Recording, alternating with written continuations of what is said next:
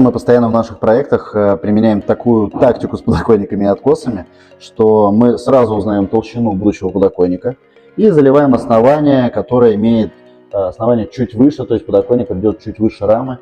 Тем самым мы имеем сразу основание, на которое мы просто приклеим подоконник, и здесь не надо никакую пену, ничего придумывать, и штукатурим сразу по плоскости подоконника. И все, у нас на данном этапе уже полностью проем оконный готов под работу с откосами и с подоконником. Рекомендуем делать вот так.